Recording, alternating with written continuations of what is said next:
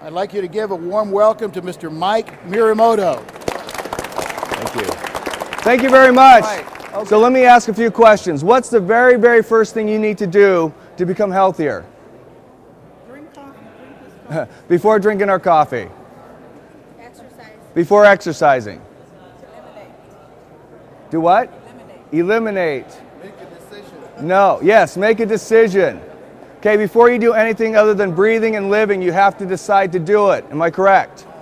Now let me ask another question. What percentage of people that make a healthy decision in life stick with it past 6 months? Less than 20, less than 10. 2%. If you don't believe me, go to your local gym. How many of you used to have a gym membership? Okay, who has one and doesn't go? Exactly. If you go to your local gym, the one I go to has about 50,000 members. They have 80 cardio machines, 80. They might be open 24 hours a day, but I went there once at 3 a.m. and I was the only person there. Okay? Now if you do the math, that's probably less than 2%. Why do they make you sign up for a year? Is it for your health? No, it's because they know 98% of the people won't show up past the first 6 months. Now here's another question. And if you don't raise your hand on this one, then you're lying. How many of you know somebody that drinks coffee? Everybody, right? Okay. How many of those people that you know that drink coffee forget to drink it? That forget to drink coffee? Nobody. Why?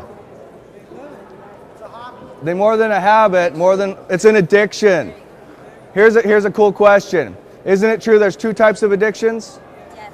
Legal? Illegal, exactly. Now everybody knows a guy, you know, and they're out on every single corner and they're peddling their illegal addictions, correct? Yes. Right. Let's talk about legal addictions. For now, let's just call them Starbucks. Aren't they on every single corner too? Yes. Well, who's winning? They are. How do we know that? Because we're paying like a lot for a cup of coffee. Other than being the second largest traded commodity in the United States, the second most consumed beverage in the United States, let me ask another question. When somebody tries to give up smoking, what do they drink more of? Coffee. When they try to give up drugs, what do they drink more of? Coffee. How about drinking alcohol? What about when they're done drinking alcohol? Coffee. What about in the morning after they get the hangover? Coffee. Exactly. We are the last vice people will give up on the road to being healthy. Now, is our coffee good for you? Yes, it is. Do we call it healthy coffee? No. Why? Would you want a healthy Snickers bar? No. Healthy potato chips? No. I mean, it's a great idea, but it just sounds like it wouldn't taste good. Does that make sense? So we call our coffee enriched. Have you ever tried any enriched products? Yes. Okay, Gatorade, vitamin water, Monster, orange juice with calcium, pretty much any type of bread you buy nowadays, all enriched, right? Does it taste pretty good? Yeah. Okay, have you tried our coffee? Yes. Did you spit it out? No. No, it was pretty good, right? Yes. Absolutely. Now, how do we make our coffee good for you? Well, we enrich it with a botanical called Gano lucidum. It's also an herb. It's also a mushroom. Okay. Now, these are the 6 mushrooms that we use. Why do we use 6? For those of you that's the first time here, yes, you drank mushroom coffee. Okay? Don't worry, it's not the same mushrooms you had in high school. Those of you who are laughing know what I'm talking about. Okay, why do we use 6? Everybody else only uses 1. Well, through scientific research and study, in fact, thousands and thousands of clinical trials and research that we've done, we found out that 1 targets a certain part of your body. In fact, there's 200 different varieties, all work with your body a little bit different. We use 6 to give you a full body targeted effect, if that makes sense. So let me ask you a question. Which is better, 1 or 6? 6. This is the second thing that we do. This is the second thing we do. We extract the nutrients from the seeds or the spores of the mushroom. Why do we do that? Well, one thing I found out just a couple days ago, in order to get the nutrients out of the spores, which is the most nutrient-dense part of the mushroom, you have to actually kind of grind it up, pummel it up, and then you have to soak it for many, many hours in hot liquid. Okay? So if you're just taking the seeds or the spores and putting it in coffee, it's probably not going to work very well. So what we did was we extracted the nutrients for you, still kept it in an organic fashion.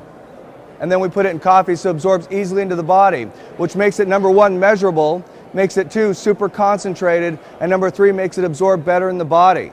Does that make sense? Okay, now, what's the difference between our coffee and everybody else's coffee? Well, it's like riding a bicycle or driving a Mercedes, okay? Ours just gets you there faster.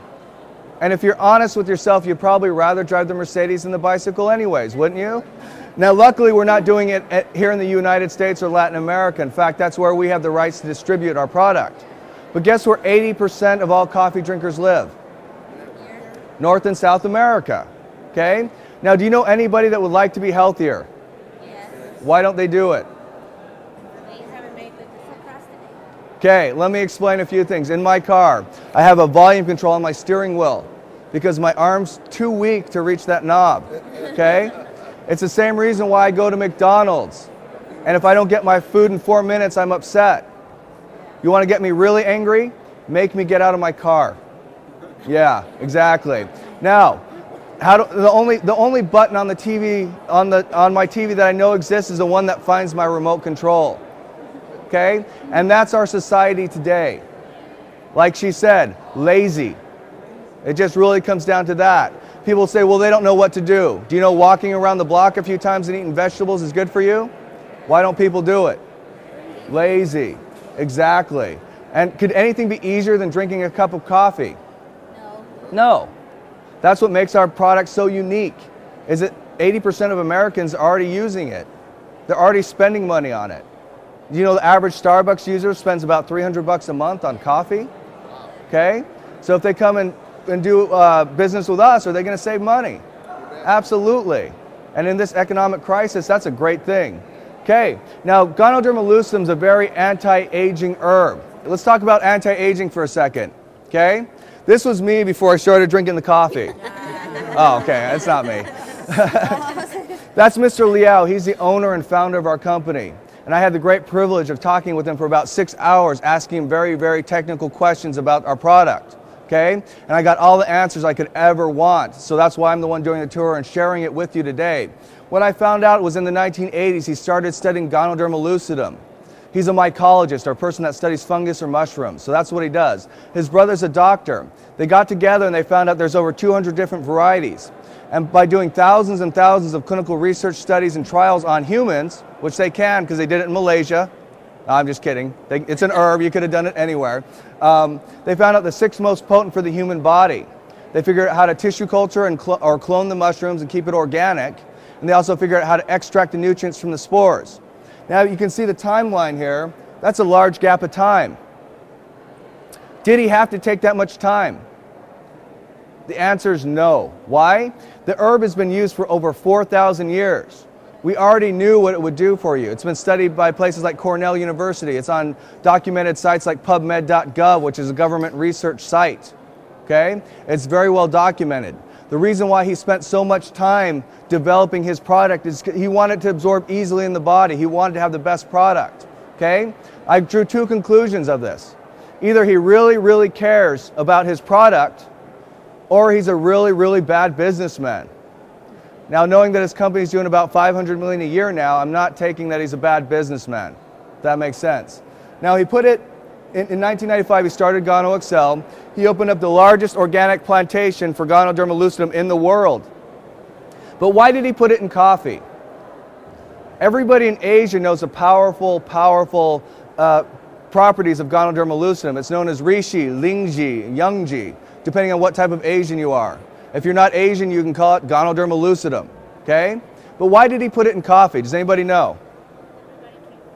Everybody drinks it. Why else?